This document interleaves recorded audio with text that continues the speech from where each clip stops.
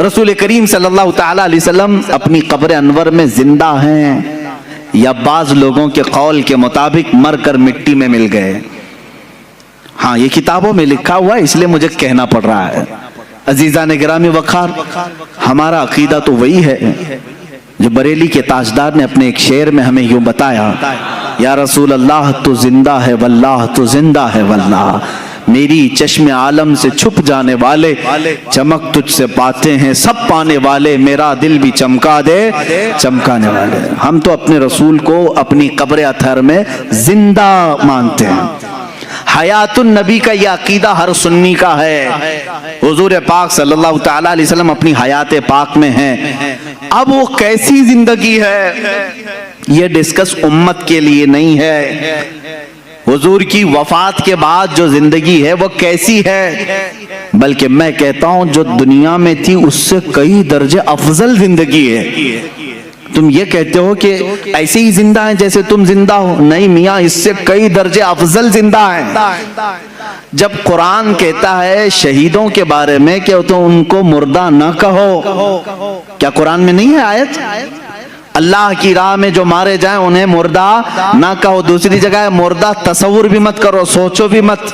اللہ فرماتا ہے وہ زندہ ہیں اور رزق بھی مل رہا ہے۔ اللہ سے کیوں نہیں پوچھتے کہ مولا وہ کون سا رزق تو انہیں دے رہا ہے، وہ کیا کھا رہے ہیں پی رہے ہیں؟ میرے عزیزو، جب تم مرو گے تبھی پتہ چلے گا۔ جس کو یہ ٹینشن ہے کہ وہ کیسے زندہ ہیں، لیکن قرآن نے یہ کہا کہ وہ زندہ ہیں تو ہمارا عقیدہ ہے کہ وہ اللہ نے ان کو جیسی زندگی دی ویسے زندہ ہے۔ بلکہ اب احادیث کی روشنی میں بھی میں آؤں گا رسول پاک صلی اللہ تعالیٰ علیہ وسلم کی حیات طیبہ کو ثابت کرنے کے لیے۔ رسول اپنی روح اور جسم کے ساتھ ہیں، ایک بار جو روح نکالنی ہے وہ اللہ کے وعدے کے مطابق نکال لی جاتی ہے۔ دوبارہ انبیاء کرام علیہ السلام کی زندگی پہلے سے افضل بنا دی جاتی ہے، ان کا جسم بھی صحیح سلامت رکھا جاتا ہے، جیسا جسم ان کا تھا اسی شان کے ساتھ قبر پاک میں ان کے جسم کی حفاظت کی جاتی، کیونکہ اللہ کے رسول نے خود فرمایا ان اللہ حرم علی الارض ان تاکل اجساد الانبیاء فنبی اللہ حی یرزق، اللہ نے بے شک زمین پر حرام کر دیا ہے وہ نبیوں کے جسموں کو کھا نہیں سکتی، نبیوں کے جسموں کو کھانا زمین پر اللہ نے حرام کر دیا۔ اللہ کے نبی زندہ ہوتے ہیں، انہیں رزق بھی دیا جاتا ہے، یہ حدیث پاک ہے۔ اب آئیں، میں دلائل کی روشنی میں کہتا ہوں، عربی کی اگر عبارات بھی پڑھوں تھوڑا بہت میں آپ کو گرامر بھی بتا دوں، جو جملے ہوتے ہیں ان جملوں میں کیا چیز کا ہونا ضروری ہے۔ اب مثال کے طور پر میں کہوں زید عالم ہے، زید عالم ہے، اس کا مطلب کیا ہے؟ پریزنٹ میں بول رہا ہوں میں یا کہ پاسٹ میں بول رہا ہوں؟ پریزنٹ میں نا، عام بندہ سمجھ رہا ہے، پریزنٹ بات کر رہا ہوں، حال کی بات کر رہا ہوں۔ زید عالم ہے، اس کا مطلب ہے ابھی ہے، زید عالم ہے۔ اسی قاعدے اور گرامر کے حساب سے آگے چلتے ہیں۔ جب لفظ ہے آتا ہے تو وہ پریزنٹ کو پیش کرتا ہے، حال کو پیش کرتا ہے۔ اب آؤ میرے عزیزو، اس پر تو پورا اسلام کھڑا ہے۔ تمہارا کلمہ کیا ہے؟ لا الہ الا اللہ محمد رسول اللہ۔ کلمہ ہر مسجد میں ملے گا، ہر جگہ تمہیں ملے گا، ترجمے کے ساتھ بھی ملے گا۔ لا الہ الا اللہ کا ترجمہ کیا ہے؟ کوئی معبود نہیں اللہ کے سوا، یہ ایک ہو گیا، ہم نے نفی کر دی۔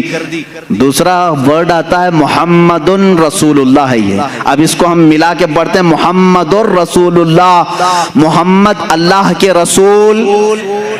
کیا کہہ رہے ہیں؟ محمد اللہ کے رسول۔ پاسٹ میں تھے کہا میں نے، آپ ترجمہ کبھی کلمے کا یوں کرتے ہو محمد اللہ کے رسول تھے؟ نہیں، ہمارا ہر بچہ ترجمہ یہی کرے گا محمد اللہ کے رسول ہے۔ یہ اس بات کی علامت ہے کہ رسول آج بھی زندہ ہیں۔ میرے عزیزو ہم مردہ رسول کو مانتے تو یہ کہتے وہ اپنے زمانے میں رسول تھے. جب جب کلمہ پڑھ رہے ہیں ہم اقرار کر رہے ہیں رسول ہیں, محمد اللہ کے رسول. کلمہ ہمارے نبی کی زندگی کی بڑی دلیل ہے, اور اگر رسول پاک کی حیات کا کوئی منکر ہے تو میں سمجھتا ہوں اس کا کلمہ ہی ادھورا ہے. وہ رسول پاک صلی اللہ تعالی علیہ وسلم کی رسالت کو پاسٹ میں مان رہا ہے, ابھی نہیں مان رہا ہے. محمد اللہ کے رسول ہیں, اس سے سمجھ میں آیا رسول ہیں کہ نہیں ابھی ہے. میرے عزیزو صحابہ نے بھی یہی کلمہ پڑھا, اولیاء نے بھی یہی پڑھا, تابعین نے بھی یہی پڑھا, ہم بھی یہی پڑھ رہے ہیں. اللہ کی ذات سے کروڑا یقین ہے کہ ہمارے بچے بھی یہی پڑھیں گے انشاءاللہ العزیز, ہماری نسلیں بھی یہی پڑھیں گے. آج بھی رسول زندہ ہیں, کل بھی زندہ تھے اور قیامت تک انشاءاللہ العزیز ہمارا یہ عقیدہ بھی زندہ رہے گا. رسول پاک صلی اللہ تعالی علیہ وسلم کی حیات طیبہ کو جنہوں نے ڈسکنیکٹ کیا ان کا نقصان کیا ہوا جانتے ہیں؟ جنہوں نے کہا رسول مر کر مٹی میں مل گئے, معاذ اللہ, ان کے ساتھ وہی ہوا جیسے بدتمیز اولاد کے ساتھ ہوتا ہے. باپ کو دفن کر کے آنے کے بعد اب تو کوئی نہیں ہے, باپ بھی نہیں ہے, باپ کو ہم خود ہی دفن کر کے آ گئے, اب ختم ہو گیا ہوگا. باپ کا وہ ڈر ختم ہو گیا, گھر سے چلا گیا, اولاد بگڑ گئی. کچھ اولاد کے ساتھ ایسا ہوتا ہے باپ کے جانے کے بعد وہ من مانی کرنے لگا. میرے عزیزو جس کا تصور یہ ہے رسول اب بھی زندہ ہے اور مجھے دیکھ رہے ہیں, اس کے دل میں ہمیشہ اپنے رسول کی عظمت برقرار رہتی ہے, ہمیشہ اپنے رسول کے بارے میں اس کے دل میں ایک ہیبت رہتی ہے. اللہ کے رسول ہیں. جب مدینہ طیبہ جاتے رہتے ہیں کیا سوچ کر جاتے ہیں لوگوں, وہاں جانے کے وقت قدم لڑکھڑانے لگتے ہیں, رسول اپنی قبر سے مجھے دیکھ رہے ہوں کہ میں کیا منہ لے کر کے رہوں. اور اگر کوئی یہ سوچ کر جاتا ہے نہیں وہ تو عام قبروں کی طرح مر کر ختم ہو گئے, میرے عزیزوں پھر ان کے دلوں میں ادب بھی نہیں رہتا, مدینے جانے کا بھی کوئی تصور نہیں رہتا. لیکن دیکھا ہے ہم نے جنہوں نے رسول پاک کو اپنی قبر انور میں زندہ تسلیم کیا, ان کا ادب بھی اتنا بڑھ جاتا ہے. وہ وہاں سے گزرتے بھی ہیں, ان کی آنکھوں سے ٹپ ٹپ آنسوں کی جھڑی جاری رہتی ہے اور الفاظ نکل نہیں پاتے. کئی ایسے لوگ ہیں جو بے قرار ہو جاتے ہیں اس لیے کہ انہوں نے اپنے رسول کو زندہ تسلیم کیا. اور جنہوں نے حضور پاک صلی اللہ علیہ وسلم کی زندگی کا انکار کیا, اس کی ایک صاف مثال میں نے دیکھا مدینہ طیبہ میں جالیوں کے قریب ایک متوع. یہ متوع وہی ہیں جو سفید جبہ لال رومال پہن کر کے جو لوگوں کو گمراہ کرنے کے لیے جن کو رکھا گیا ہے, ہر ایک کو کاٹتے پھرتے رہتے ہیں. یہ پٹا ہی نہیں ہے ان کے اندر, مالک نے پٹا ڈالا نہیں ہے, آوارہ پھرتے رہتے ہیں, جو نظر آیا اس کو کاٹ دیتے ہیں. ہونا یہ چاہیے کہ جو گورنمنٹ انہیں پال رہی ہے پٹا ڈال کر کے رکھے, اس لیے کہ دنیا بھر سے لوگ آتے ہیں. روڈ پہ اس طرح کتوں کو چھوڑو گے تو ہر آنے جانے والوں کے لیے تکلیف بھی ہے. اب یہ وہی کرتے رہتے ہیں. ایک بار ہمارے سامنے کی بات ہے, پاکستانی حاجیوں کو یہ اس طرح سے ڈیبیٹ کر رہے ہیں, رسول کچھ دے نہیں سکتے, یہ نفع نقصان کسی چیز کے مالک نہیں. وہ کہہ رہا ہے نہیں میرا رسول دے گا. وہ پاکستانی بیچارہ بار بار کہہ رہا ہے. اس نے غصے میں آ کر کے جالیوں کے سامنے پیر یوں مارنا شروع کیا اور اپنی پیٹھ سے جالی گھسنے لگا. اگر کچھ کر سکتے تو دیکھو مجھے کچھ ہوا کیا, وہ دکھا رہا ہے. میرے عزیزو جن لوگوں کا عقیدہ یہ ختم ہوا نا رسول ختم ہو گئے, وہ اسی طرح کی حرکتوں پہ آتے ہیں. اور میں سمجھتا ہوں اس سے لاکھ درجے افضل وہ بوڑھا پاکستانی تھا جو اگرچہ عالم نہیں تھا لیکن رسول پاک کی بارگاہ میں اتنے ادب سے کھڑا تھا کہ اس کی آنکھیں آنسوؤں سے بھری ہوئی تھی, ادب سے کھڑا ہوا تھا. عزیزان گرامی وقار, اس عقیدے کو آج پھر سے زندہ رکھو اپنے سینوں میں, اپنے ذہن میں. ہمارے نبی کو ہم نے مردہ تصور نہیں کیا, کلمہ پڑھا بھی ہے تو زندہ رسول کا کلمہ پڑھا ہے. محمد صلی اللہ علیہ وسلم اللہ کے رسول ہیں, ہم یہی کہتے ہیں. اب آؤ قرآن پاک کی دوسری دلائل کی طرف میں آتا ہوں. اللہ تبارک و تعالیٰ نے ایک آیت یوں فرمائی, وَلَوْ أَنَّهُمْ إِذْ ظَلَمُوا أَنفُسَهُمْ جَاءُوكَ فَاسْتَغْفَرُوا اللَّهَ وَاسْتَغْفَرَ لَهُمُ الرَّسُولُ लवजदुल्लाह तव्वाबर रहीमा, ये आयत है पूरी। आप कुरान पाक उठाकर पढ़ सकते हैं, 5वें पारे में ये आयत है। अल्लाह फरमाता है जब मोमिनीन अपने जानों पर जुल्म कर लें, यानी गुनाह कर लें, तो ऐ रसूल ये आपके पास आए। कुरान में है जाऊ का, ये लफ्ज है कुरान में। ये मोमिनीन क्या करें? ऐ रसूल आपके पास आए, अल्लाह से अपने गुनाहों की बख्शिश तलब करें। लेकिन तरीका अल्लाह ने कैसे बताया? पहले कहां आए? रसूल के पास आए, रसूल के पास आए और अपने गुनाहों की बख्शिश तलब करें। वस्तगफर लहुमुर रसूल, उस पर मजीद एक और शर्त है, रसूल भी उनके लिए सिफारिश करें। बात समझ में आ रही? जब जब गुनाह हो जाए, तौबा और बख्शिश का जरिया अल्लाह ने जो बताया, कुरान की बात कर रहा हूं। जाओ का रसूल, ये मोमिनीन आपके दरबार में आए, अल्लाह से बख्शिश मांगे और रसूल भी उनके लिए सिफारिश करें। लवजदुल्लाह तव्वाबर रहीमा, फिर वो अल्लाह को तौबा कबूल करने वाला पाएंगे, रहम करने वाला पाएंगे। यह आयत है। अब मैं आपसे पूछता हूं, रसूल अगर खत्म हो चुके मुआज़ल्लाह रब्बिल आलमीन, जैसा कि दूसरों का अकीदा है, मुर्दा है, तो कुरान जो कह रहा है कि मोमिनीन अपने जानों पर जुल्म करें तो ऐ रसूल आपके पास आए, तो क्या किसी मुर्दे के पास जाने को कुरान हुक्म दे रहा है? अब ये तो अल्लाह उनकी तौबा कबूल करेगा। मैं उनसे कहता हूं मेरे अजीज, फिर हमारा क्या कसूर है? कुरान क्या उसी जमाने के लिए उतरा था या कयामत तक के लिए आया है? कुरान कब तक के लिए है? कयामत तक के लिए। मेरे अजीज, कुरान की आयत सुबह कयामत तक के लिए है। ये सिर्फ उस जमाने के मुसलमानों के लिए आयत नहीं आई, सुबह कयामत तक के मोमिनों के लिए आयत आई है कि अगर तुम में से किसी से गुनाह हो जाए तो तुम कहां जाओ? कहां जाओगे? रसूल के पास। ये आप खुल करके बोलो, डरो मत कि कैसे जाएंगे, वीजा लगेगा कि नहीं लगेगा। मैं बताता हूं, उस पर भी मैं आता हूं, लेकिन कुरान की बात है। अल्लाह ने क्या फरमाया? अगर गुनाह हो जाए तो तुम कहां जाओ? फिर डर है आपको? कहां जाएं? रसूल के पास जाएं। अब रसूल के पास जाने के बाद दो काम हैं आपके, एक आपकी तरफ से, एक रसूल की तरफ से। आप अल्लाह की बारगाह में तौबा करेंगे, रसूल आपकी सिफारिश करेंगे, तब आपकी तौबा कबूल होगी। अब आप सवाल आता है, हर एक की ताकत नहीं सफर करने की, कैसे जाएं मदीने? टिकट महंगा है, तो क्या अल्लाह तबारक ताला किसी बंदे को उसकी ताकत से ज्यादा का हुक्म देगा? जो तुम नहीं कर सकते उसका हुक्म शरीयत में आता है। इस्लाम नाम ही है इस चीज का। अल्लाह बंदे पर इतना ही हुक्म डालता है जितना वो कर सकता है, जो नहीं कर सकता उसका हुक्म नहीं आएगा। अब तुम सब लोग मिलकर के कहोगे कि हमारे आज जाने की ताकत ही नहीं, और अल्लाह ने हुक्म कैसे दे दिया? गुनाह तो आज सुबह भी हुए हमसे, दोपहर में भी हुए, शाम में भी हुए, और अल्लाह फरमा रहा है रसूल के पास जाएं।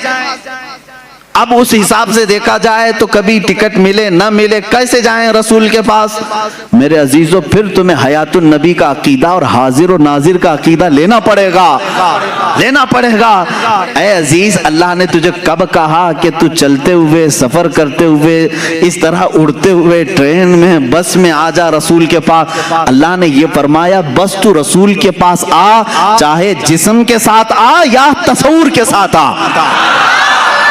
चाहे जिस्म के साथ आ या तसव्वुर के साथ आ, हम तो कहते हैं हाजिर हैं। हुजूर पाक सल्लल्लाहु ताला अलैहि वसल्लम की बारगाह में जब हम खड़े होते हैं तो यूं कहते हैं हाजिर हैं दरे दौलत पे गदा, सरकार तवज्जो फरमाए। तुम जहां से कहोगे सरकार सुनते हैं। तो हाजिरी हो गई। यहां अभी आंख बंद कर लिया आपने, मुल्ला बाड़े की मस्जिद में बैठे हैं, गुनाहों से तौबा करनी है, कुरान की आयत पर अमल करना है हमको। अल्लाह ने फरमाया रसूल के पास जाने का हुक्म अल्लाह ने किया। अब मैं यहाँ बैठा, चल के जाने के लायक नहीं, आंख बंद कर लिया, मिनट भी नहीं लगे मदीने पहुंच गया। मिनट भी नहीं लगे। ये कितनी तेज हाजिरी है। बारगाह रसूल में खड़े होने का तस्वूर ले आया और फिर सामने अपने रसूल को हाजिर पा करके अब तौबा करना शुरू किया। अस्तगफिरुल्लाह रब्बी मिन कुल्ली ज़ंबी व अतूबु इलैह। अल्लाह तूने फरमाया गुनाह हो जाए तो रसूल के पास आ जा, मैं आ गया। अब तूने फरमाया बख्शिश तलब कर मुझसे, मैंने बख्शिश भी तलब कर ली, इस्तिग़फ़ार भी पढ़ लिया। तीसरा काम है अब रसूल का, अल्लाह के रसूल सिफारिश करें। अब रसूल के पास तुम्हें कहना होगा, ऐ अल्लाह के रसूल, हुक्म खुदा पर मैं आपके पास आया हूँ और हुक्म खुदा पर मैंने इस्तिग़फ़ार भी कर लिया, बस आपके इस्तिग़फ़ार की, आपके सिफारिश की देर है और अल्लाह मेरी तौबा कबूल करेगा। यही तो अकीदा बरेली का इमाम बार बार तुम्हें कह रहा है। रसूल करीम सल्लल्लाहु तआला अलैहि वसल्लम के दरबार में आओ, यहाँ मेरे अजीजों गुनाहों की बख्शिश तलब करो और रसूल बेहिसाब देते हैं और अल्लाह तबारक व तआला उनकी सिफारिश को सुनता भी है और बंदों को पाक करके वहां से रवाना भी फरमाता है। अब इसकी दलीलें मैं देता हूँ। एक और कुरान की आयत पढ़ करके मैं आगे आऊंगा कि रसूल इस वक्त भी माफ करते हैं कि नहीं करते हैं। कैसे पता चलेगा? आते हैं कि नहीं आते हैं, जिंदगी में हैं या नहीं है, इसको कुछ दलाइल से मैं साबित करूंगा। दूसरी एक आयत है कुरान पाक में और वो भी बहुत हौसला अफजा आयत है हमारे लिए, बहुत हौसला अफजा है। इसमें भी देखें आप, अरबी के ग्रामर थोड़े बहुत अगर मुसलमानों को मालूम हो तो कभी गुमराह नहीं होंगे इंशाअल्लाह, कोई उनको बहकाएगा नहीं। मैं आपको तारीख बताऊं, अल्लाह तबारक व तआला पहले की उम्मतें जब नाफरमानी करती तो अजाब आ जाता। कौम लूत पर बहुत भयानक अजाब आया, कौम समूद पर भयानक अजाब आया, नूह अलैहिस्सलाम की कौम पर बहुत भयानक अजाब आए, शुएब अलैहिस्सलाम की कौम पर बहुत अजाब आए। सब कौमें जब नाफरमानी करती तो उनके अजाबात भी कैसे थे। बास कौमों को खिंजीर बना दिया गया, बास को बंदर बनाया गया, बास के लिए जमीन फट गई, सब अंदर चले गए, बास के लिए आसमान से पत्थर बरसाए गए, नोकीले पत्थर, वो बरसते थे तो उनकी खोपड़ियां पड़ जाती थी। तो ये सख्त तरीन अजाबात आए, लेकिन अल्लाह ताला ने रसूल पाक सल्लल्लाहु ताला अलैहि वसल्लम की इस गुनहगार उम्मत जिसमें हम और आप हैं, हमें एक तोहफा दिया। अब अल्लाह ताला फरमाता है वमा कान अल्लाहु लियुअज़्ज़िबहुम, अल्लाह ताला अब इस उम्मत पर वैसे अजाब नाजिल नहीं करेगा। अल्लाह की तरफ से है ये। तुम्हारे अंदर गुनाह आज भी वो सारे हैं जो पिछली उम्मतों में थे। लवातत भी है, आज नाप तोल में कमी ये भी है, जिना भी है, चोरी भी है। ये सब गुनाहों में जब वो कौमें मुलव्विस होती थी तो अजाब आता था। आज नहीं है अजाब, है खस्फ और मस्ख का अजाब। बाकी दूसरे अजाबात तो आएंगे, वो तो आ ही रहे हैं, लेकिन जो बड़े अजाब, आसमान से पत्थरों के बारिश, खिंजीर की शक्ल बन जाना, बंदर की शक्ल बन जाना, सारे इंसानों की ऐसा अजाब आया नहीं आएगा। रब ताला ने ये फरमाया अब इस उम्मत पर अल्लाह वैसा अजाब नहीं नाजिल करेगा। क्यों मौला, क्यों अब ऐसा अजाब नहीं आएगा? 9वें पारे की आयत सूरह अनफाल में अल्लाह फरमाता है व अंत फीहिम, इसलिए कि मेरा महबूब तुम्हारे दरमियान में है, मेरा महबूब तुम्हारे दरमियान में है। मेरे अजीजों, अल्लाह ने फरमाया व अंत फीहिम, आप इनके बीच में हैं। अब यहाँ पर भी वही कायदा है जो कलमे का मैंने बताया। रसूल को उस वक्त कहा गया था आप इनके बीच में हैं। वो 100 साल पहले भी हमारे बीच में थे, 1000 साल पहले भी हमारे बीच में थे, कल भी हमारे बीच में थे, आज भी हमारे बीच में हैं। और रसूल पाक सल्लल्लाहु ताला अलैहि वसल्लम हमारे दरमियान हैं। ये कौन कह रहा है? अल्लाह रब्बुल इज्जत। कहाँ फरमा रहा है? कुरान पाक में। अगर तुम कहते हो रसूल नहीं है, मर कर खत्म हो गए, तो फिर मैं कहता हूँ अजाब आ जाना चाहिए, अजाब आ जाना चाहिए, पत्थर बरसना चाहिए, कम से कम उन पे तो बरसना चाहिए जो रसूल को मरकर खत्म कर दिए। नहीं ना, उनके अकीदा रखने से रसूल खत्म तो नहीं होते। रसूल पाक सल्लल्लाहु ताला अलैहि वसल्लम अपनी कब्र अनवर में जिंदा हैं और इसी वजह से अल्लाह ताला ने भयानक अजाबों को रोक लिया है, भयानक अजाब रोक लिए गए हैं। अजीज़ान गिरामी वक़ार, यहाँ से ये बात साबित हुई कि रसूल पाक सल्लल्लाहु ताला अलैहि वसल्लम अपनी उम्मत के दरमियान हमेशा रहेंगे।